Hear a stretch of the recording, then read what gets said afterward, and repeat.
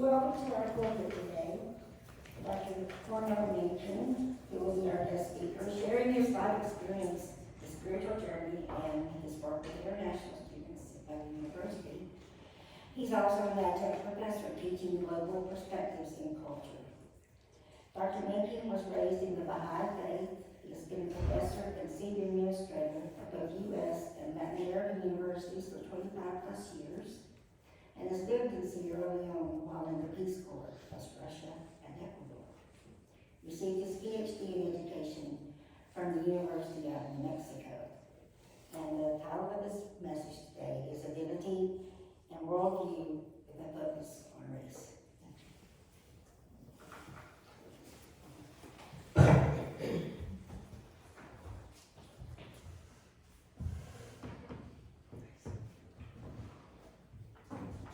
Good morning. Hi, I'm Cornell, and it's a pleasure to be here. Thanks to Judy for inviting me. I met her at the Community Race Relations event a month or so ago. So she heard me talk about race. Tomorrow is Martin Luther King Day, so I thought I'd talk about what I know, which is culture and worldview, and try to address the issue of race as well on this occasion. I have notes here that I use, but I never quite know if it'll take the form that I wrote or not. So I was told we have about 30 minutes. Is that correct still? Okay. So where to begin?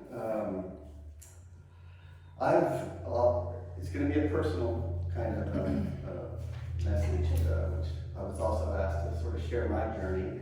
I've always been fascinated with the issue of race, and I've always been fascinated with worldviews, and there's a pretty clear explanation for that. I was raised by Baha'is, and we were, our household looked like the United Nations. We had people of every walk of life in my life from the very beginning, and that was normal to me. However, I was raised in Highland Park in Dallas, which, as you know, is not the most diverse place in the world. And so I was born with this sort of this cognitive dissonance, really, of what I was taught to believe, and what I saw in my house, and what the world outside was like. So I think it's natural that I've been fascinated with the issues of race and culture. So that's pretty much what I have dedicated my life to. She mentioned I've lived all over the world. I've done a lot of exploring. I am, as you see, I'm here with my family, my wife Mona and my two kids. We live here in China Spring, and Mona and I both are in international education. She works for Kansas State University telecommuting, and I work I work for Study Group, which is an English company. Running a special program for Baylor soon. I think I will completely go over to the Baylor side. Long story, but anyway, and I teach Arabic as well. But we've been in higher education since we were married, really, in 1999, and have taught at universities all over the place, namely Ecuador, Kentucky, New Mexico, and I've administered in all those places, at all those universities. So that's kind of my professional background. But what we're passionate about is international education, and it's relevant to this topic. So I have found very few ways to impact a young person, or anybody for that matter, more quickly and more surely than to take that person and put them in another culture.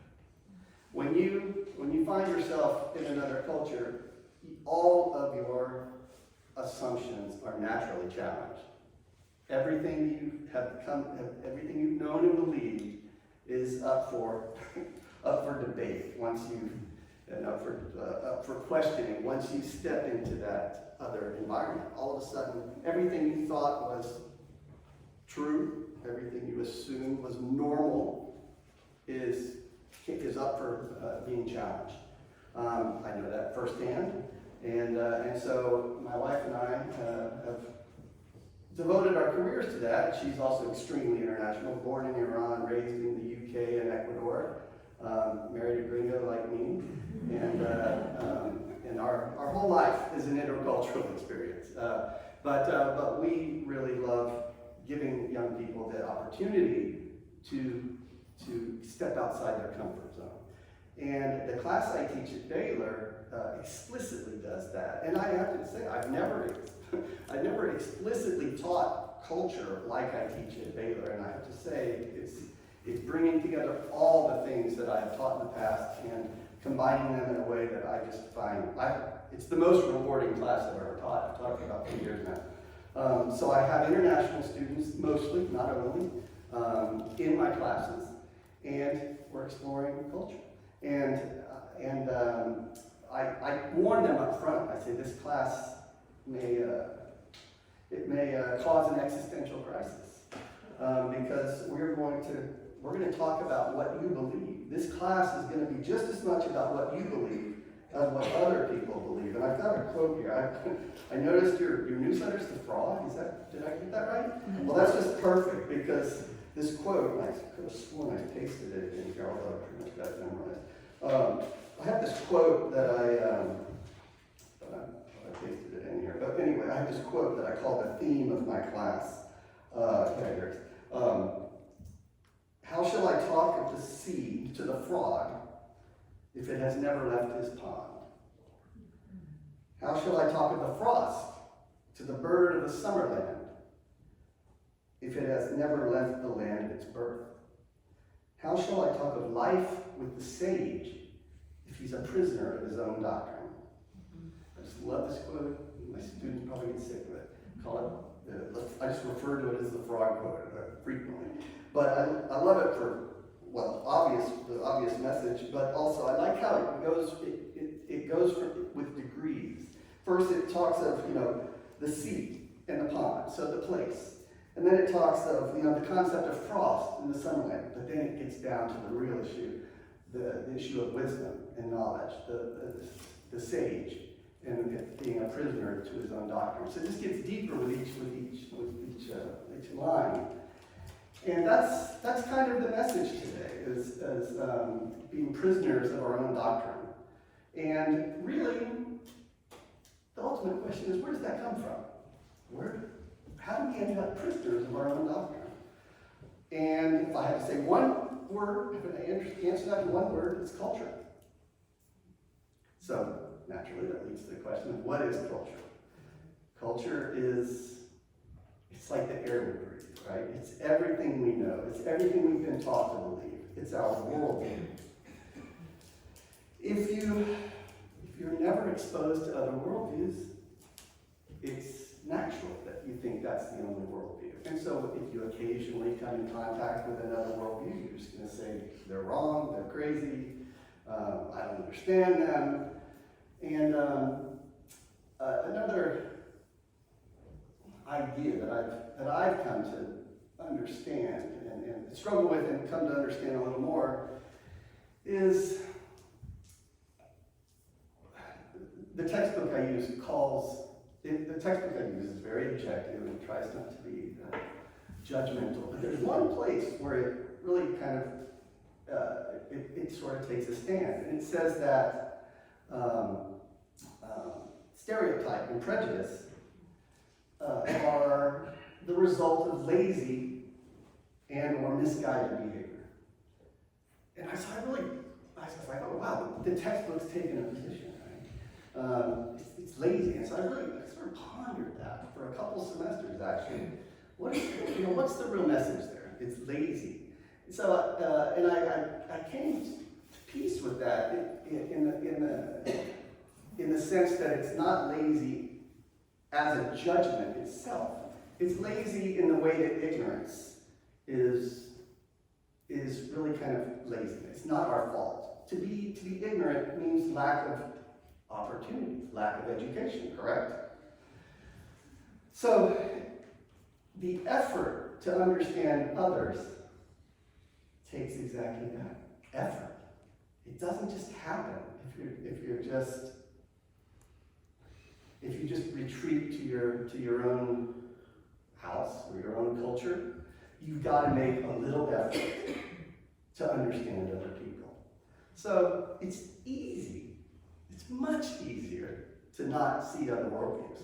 It's much easier. I don't want to deal with that.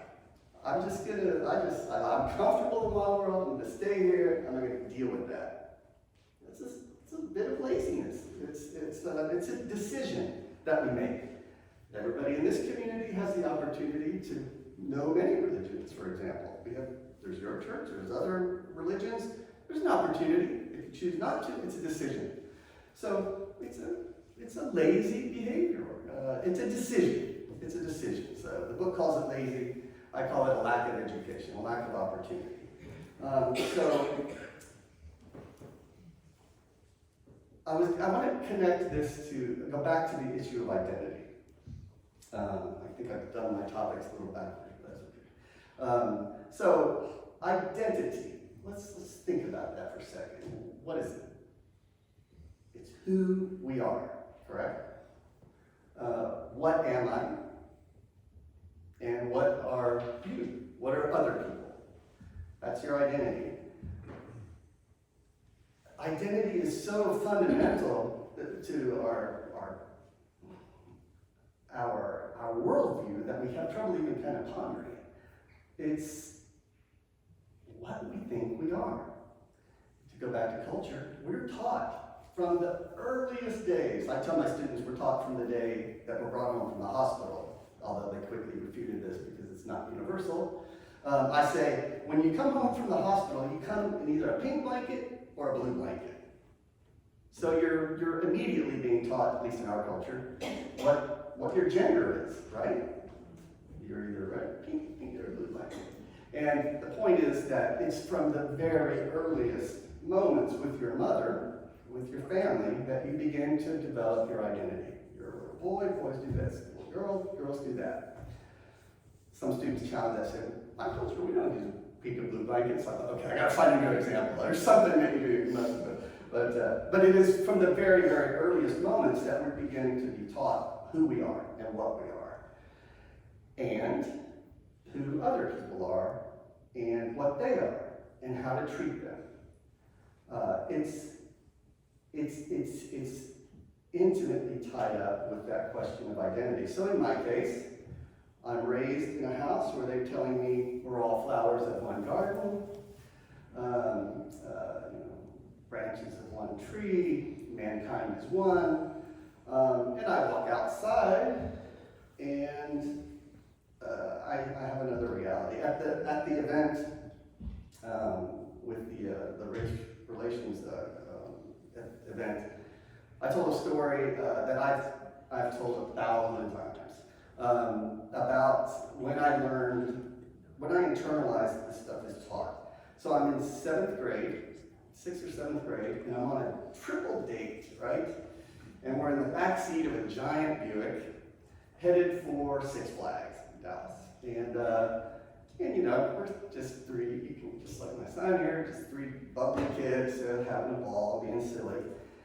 And I remember we're all stacked up in the back seat of this giant Buick, and my best friend's mother is driving, and she's just the sweetest lady, just the sweetest possible lady, and she's from Waco, ironically. I call them the blue hairs. She's just the sweetest you can imagine lady, and I just love her. And we're driving to Six Flags, and all of a sudden, this lady looks out the window, and she starts telling us about the N-words that we're seeing outside the window, and how they live, and what they are, and this absolute filth. Oh, I'm shocked, because I don't come from that kind of house. And those, I have people I call uncle that look like those people. So I'm in a complete, I never forgot it, let's put it that way. And the point of the story is that, one, that's her worldview. That worldview was never challenged. That's the air she breathed right here in Waco. And me, I was because of my upbringing, I had this dissonance that I mentioned. So, it challenged me. Well, what is the truth? What is true? About different races, about all these things, and who you believe. So, I remember even struggling with being a Southerner. Am I a Southerner or not? And I went for years, I'm a Southerner, right? That's my identity. And it was a real issue for me, identity. And I suppose in some ways it still is. Here I am talking about it. But I've found some resolution, and I wanted to talk about this idea of developing our identity within a framework that I also study with my students. I actually wrote my dissertation included this to a large degree. Identity development. How do we develop that identity? What are the natural steps of developing that identity? So the natural state, a young child, they're not thinking about this stuff, right? Before the lady said anything in the car, I never really thought about it, right? You can go kind of one of two ways from there. You can experience a crisis and be forced to address an issue. Or there can be no crisis, and you can decide for yourself, you can just accept the norm. And you can just sort of, no crisis, I'm just going to do what everybody else does in my culture. If you go that way, your identity development is it's called foreclosure. You just agree, and you don't really challenge the issue. I'm this, and that's that.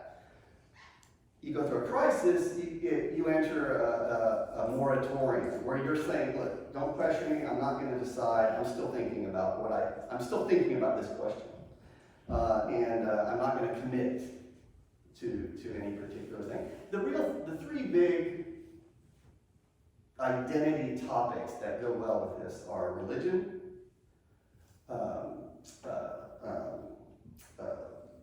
politics, political party, and race is another big one in our culture anyway.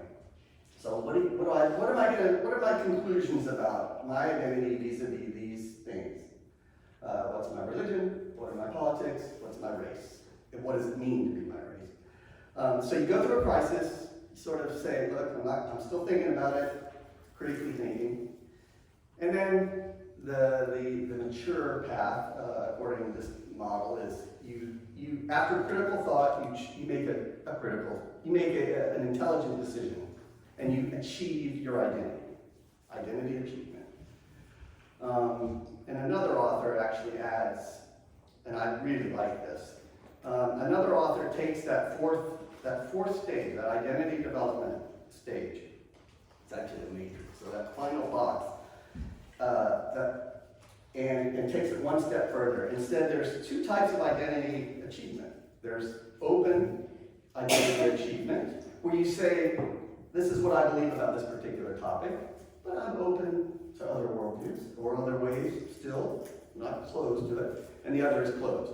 So I'm this way, and I'm 100% committed. I'm not going to entertain any other options. I like the former, the open, that we choose something, but we're not going to close the door on other ways of thinking. And when I was preparing this, I'm thinking, wow, this is the Universalist Church. I'm probably preaching to the choir here, because you're all, you're here for this kind of reason, but you're also just like we are, you're on a path of identity development as well. We all are. And so this probably, I hope, resonates with some of you, this question of, okay, yeah, I believe this, but I'm still open to this or that. However, this is where I'm going to present my own sort of questions about things. What about, so you say you're committed to a certain thing, let's say it's your religion, the beliefs or the teachings of that religion. Well, how do you both remain committed and righteous in the positive sense, righteous, but not judgmental? I haven't quite resolved that one yet. You know, I believe in these things, but I'm not going to judge. Well, it would take me 5 seconds to find something that we all take a position on. Take female circumcision, that's the one I use in my class, that's the most obvious. I mean, we're probably going to go on the side of, that's not cool. But men, but we circumcise boys here, so, you know. Anyway, I don't have a resolution to that question, but it's sort of a dilemma when you make up your mind about something.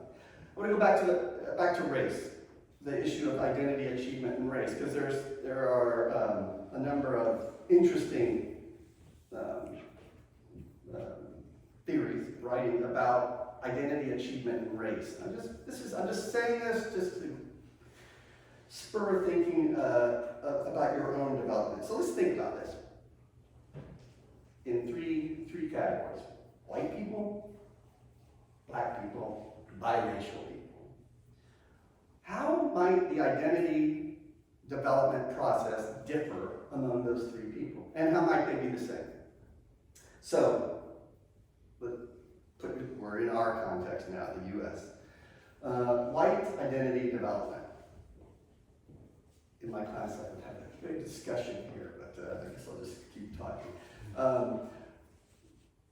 Whites have the luxury of not having to struggle with this question, right? We don't really need to worry too much about race. We're on the winning end of this equation. It's pretty easy for us to just accept the status quo because it's pretty comfortable for us, let's admit it. And so, yeah, there's some injustice in the world, but you know what? I can live with it. I'm okay. So it's a very different process. You can also choose to stand up to that injustice and do something about it, and recognize your place in the context. But it's part of the difference in your identity development. African Americans in the United States, some similar beginnings. Well, we all begin similar. We don't really know the difference. When I lived in Africa, I'll never forget there's no concept of race. They used to call black Americans white man. So to them, white man meant foreigner. It's just really, the color of the skin wasn't the issue. It was more like where you were from. So in the beginning, none of us really recognized that difference. We all know the stories of the Old South where the white and black children played together harmlessly, often in the beginning, and then there came a moment where somebody had to teach the two that, hey, things are going to be different from now on. You know, you're old enough to know that, you know, and then we teach the differences. So, in the beginning, black folk don't have to think about it, maybe don't think about it, but there comes a point when they're taught that this is the reality. You hear the stories of black families having to teach their young black boys, hey, you're old enough now to be careful out there. And because you're black and that means something, and you know, that talk. Now, that's sort of the immediate reality. I love the story, by the way, and it's about doing the right thing in the moment.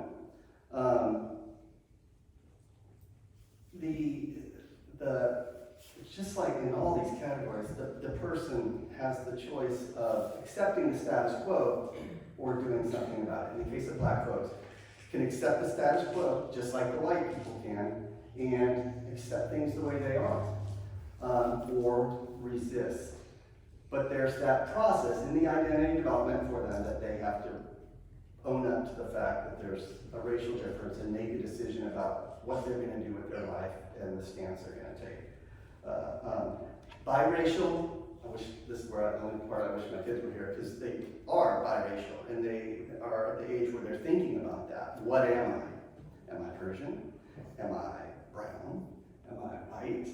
So we've done these DNA tests. It's so funny because they're like latching on to anything to answer this question. It's like, our daughter, I'm 51% European. My son, I'm 49% European. I'm 51% Persian. So I'm more brown. And I mean, they're trying to make sense out of this, right? They're trying to develop their identity. And there's some really brilliant writing articles and such about this. There's a thing called third culture kids that are raised in another culture by, for example, Americans raised in Japan, in an American household in Japan. They call them third culture kids, because in the home they're learning to be Americans, and outside they're learning to be Japanese, and they're third culture. So they go through a very unique identity achievement process, because they're friends, they're identifying with Japanese. They speak, most importantly, they speak the local language. And language is, not even talking about language, but language is a huge part of your identity. It is how we see the world. We have the word, we think in that language. It's part of who we are. If we're thinking in a particular language, you can't say that you're not that group. So third culture kids have a very unique process. My kids, not struggling with the third language, unfortunately, or second language for that matter, but they are struggling with this issue. Biracial people also it's a more complex question, because there are multiple possibilities. I personally think it's a good thing, and that because they're having to accept the fact that all this stuff is, in some ways, go to the song. In some ways, this is all nonsense. We are one human family, and I think biracial kids have a leg up on us, because that's really kind of the conclusion of the search. Or for me, it's been that has been the conclusion of this search. Obviously, I don't discount culture. It's a huge part of who we are.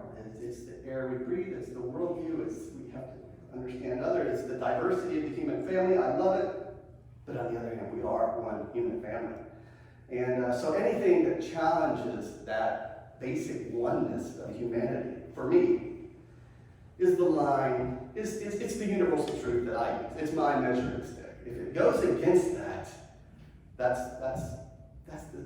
really love of your fellow man. That's why I mentioned that song would be fitting, because really it is all we need, but it's also extremely profound. So these different groups go through different experiences in developing who they are. I see my time is running out, and that's fine. I've hit most of what I want to hit. I have a story that I'll end with. There was one other point I was going to make. I'll just kind of leave it broadly for you to think about. The idea of stereotyping, prejudice, and racism, these three levels, if you will, of categorizing other people. Think about this at some point, how that is a natural process. Stereotyping is the world is way too complex, not for us to generalize and stereotype. We can't make sense out of it all. Our brain has to categorize things, and so we do that all the time. And that's a natural process. The problem is when you take this and you complicate it with issues of power, forget about the concept of love, forget about the concept that we are one human family, and use it to take advantage of another group and manipulate that natural tendency to categorize. But we do it, and the more we get to know other people, the more we realize and can understand our own categories.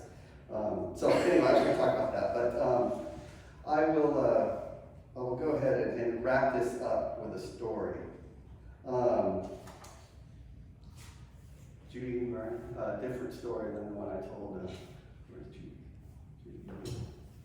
There you go. Different story than the one I told you the other day. This is a story about Abdu'l-Baha, who was the son of the founder of the Baha'i faith, Baha'u'llah.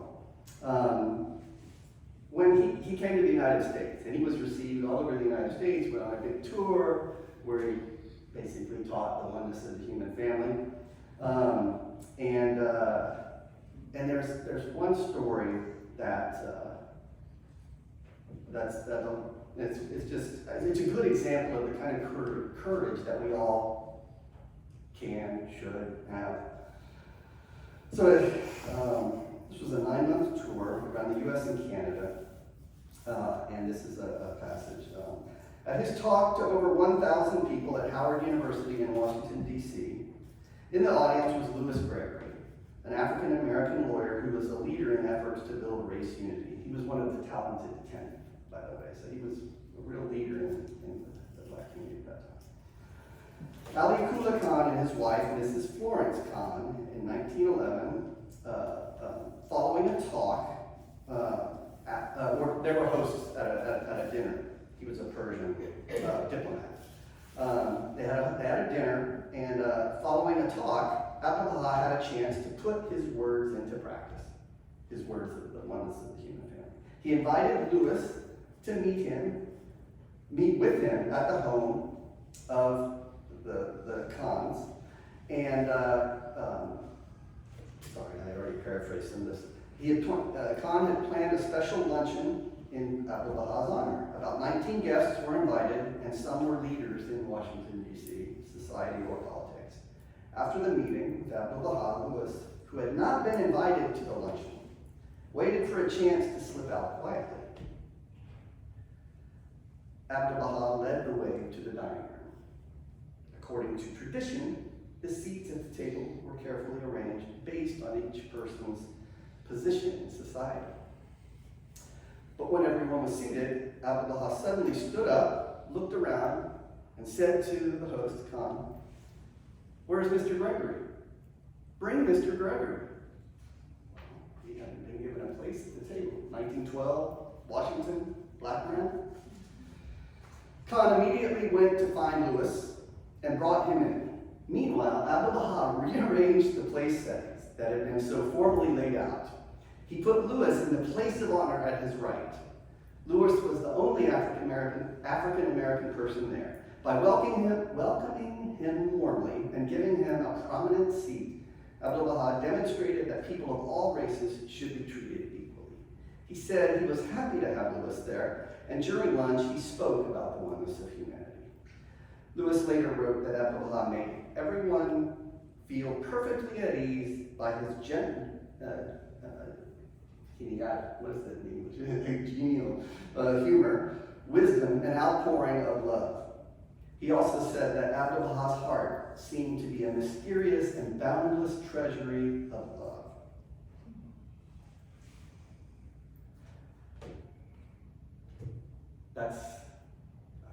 That should be all of our goal. All you need is